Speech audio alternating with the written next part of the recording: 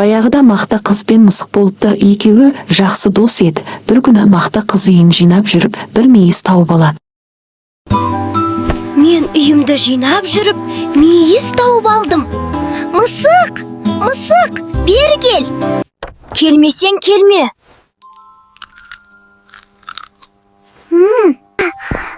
Неге шақырдың?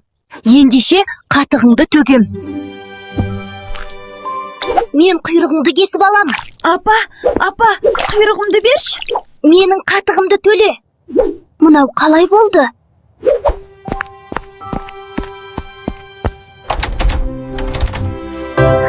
Сиыр, маған қатық берші. Менің қарным ашып тұр. Маған жапырақ әкеліп берші. Ағаш, жапырағыңды берші. Мен шөлдеп тұрмын. Су әкелсең, жапырақ беремін. Қыздар, маған су беріңіздерші. Бізге сағыз әкеліп берсең, біз саған су береміз.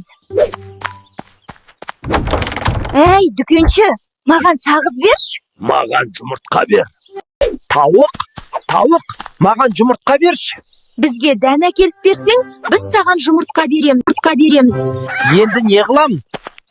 Жаныңның барды айт. Үйімде не бар? Үйімде бір табақ тары бар. Осылайша мысық дәнді алып тауықтарға береді. Тауықтар мысыққа жұмыртқа береді.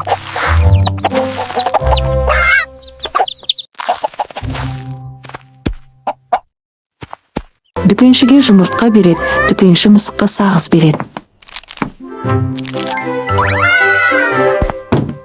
Сағызды қыздарға береді. Қыздар мысыққа су береді. Суды апарып ағашқа құяды. Ағаш жапырақ береді.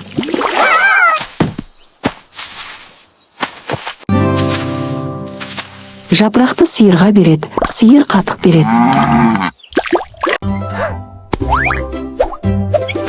Осылайша қатықты мақта қызға апарып береді. Мақта қыз мысықтың құйрығын береді. Мақта қыз бен мысық бір-бірін ренжітпейтін, ажырамас достарға айналады. Бұрынғы өткен заманда ешкінің 7 лағы болыпты. Ағлақтарым, балаларым, ешкімге есік ашпаңдар. Орманда қасқыр жүр. Мен келгенде, балаларым, бағлақтарым, аналарым келді, сүт әкелді деп әндетемін. Осы кезде терезе сыртында тұрған қасқыр оның сөзін естіп қалады. Балаларым, есік ашпаңдар. Ешкі кетісімен қасқыр есікті қағып, өзінің жуан даусымен оның әнін айтады. Аналарың келді, сүт әкелді. Бірақ лақтар оның бөтен дауыс екенін біліп, есікті ашпай қояды. Қасқыр саудагерге барып бор сатып алды. Бордың бір кесегін жегенде даусы аздап жіңішкерді. Осы дауыспен ән айтып еді, лақтар тағы алданбады. Қасқыр ұстаға барып, өзіне тамақ жасатып алды. Даусы ешкінікі сияқты жіңішке болып шықты. Бірақ жаңа дауыстың да көмегі болмады. Лақтар аяғын көріп қойып, ашпай қойды. Қасқыр жылдам наубайшыға барып, аяғына себетін ұн сатып алды. Қасқыр есік алдына қайтып келді. Ақ аяғын лақтарға көрсете созып тұрып әнге басты. Балаларым, бағлақтарым, аналарың келді, сүт әкелді. Қасқыр үйге кіріп келгенде лақтар жан жаққа қашып тығылып қалды. Қасқыр олардың бәрін де тауып жеп қойды. Тек біреуін ғана байқамай қалды, ол сағаттың артына тығылған еді. Қарны тойған қасқыр ағаш көлеңкесіне жата кетіп ұйқыға кірісті. Ұзамай ешкі үйіне оралды. Есікті итерсе, есік ашық тұр. Ешкі үйге кіріп лақтарын шақырады. Аман қалған лақ алдына шығып болған жайды айтып береді. Ешкімен лағы үйдің артына шығып қараса, қасқыр көгалда шалқасынан түсіп қорылдап жатыр екен. Ешкі мүйізімен қасқырдың қарнын жарып жібергенде 6 лақ шыға келеді. Бәрі де аман есен. Ешкімен лақтардың қуанышында шек болмады. Қасқыр оянбай тұрғанда, ешкі оның қарнын таспен толтырып қайта тігіп қояды. Шөлдеген қасқыр су ішпек болып құдыққа барады. Сол кезде ішіндегі ауыр тастар оны төмен тартып, қасқыр құдыққа құлады да батып кетеді.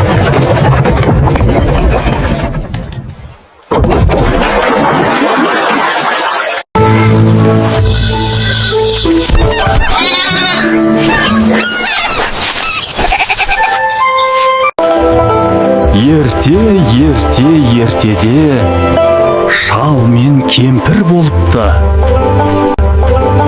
Кемпір-ау, маған бауырсақ пісіріп берсеңші. Неден пісірейін? Ұн жоқ қой. Қойманың түбін қырнап көрсең ғой, бауырсақтық ұн табылып қалар. Кемпір қойманың түбін қырнап екі уыс ұн табады да, қаймақ қосып қамыр еп, бауырсақты майға пісіреді.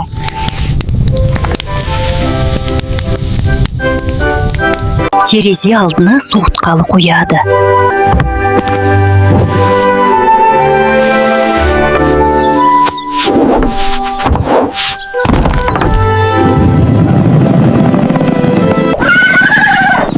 Бауырсақ жолда зымырап бара жатса, қарсы алдынан қоян шыға келеді. Бауырсақ, мен сені жеп қоям. Жоқ, сен мені жеме, саған өлең айтып берем. Мен бауырсақ, атамнан қаштым, әжемнен қаштым, енді қоян сеннен қашам. Бауырсақ, мен сені жеп қоям. Сен мені жеме, мен саған өлең айтып берем. Мен атамнан қаштым, әжемнен де қаштым, қасқыр сенен де құтылам. Әй бауырсақ, мен сені жеп қоям. Сен мені жеме, мен саған өлең айтып берейін. Мен атамнан қаштым, мен әжемнен қаштым, аю, сенен де қашам. Амансың ба, бауырсақ? Көргендерге ұнайт, жүзің қызыл шырайлы. Бауырсақ мақтауға риза болып, өзінің әнін айта бастайды. Түлкі қыбырын білдірмей жақындай береді де, бауырсақты жеп қояды. Балалар, каналыма жазылып, лайк басуды ұмытпаңдар. Жетай, ертегі айтып берші. Әрине балам, шалқан ертегісін айтып берейін. Баяғы бір заманда шал мен кемпір болыпты. Олардың әдемі бақшасы бар екен.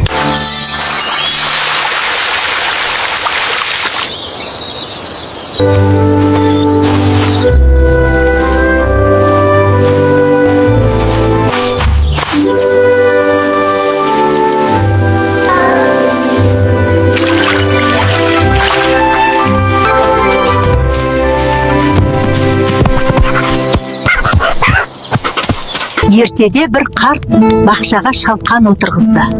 Шалқан күннен күнге үлкейе берді. Бір күні шалқанды жерден суырып алмақшы болады. Ары тартады, бері тартады. Шал көмекке кемпірін шақырады. Екеуі жабылып тартса да, шалқан қозғалмайды. Кемпір немере қызын шақырады.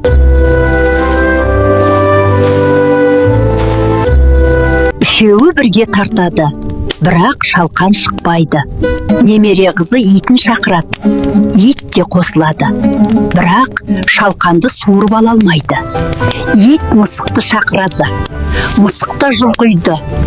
Шалқан әлі де шықпайды. Мысық тышқанды шақырады. Тышқан келіп, бәрі бірге тартады.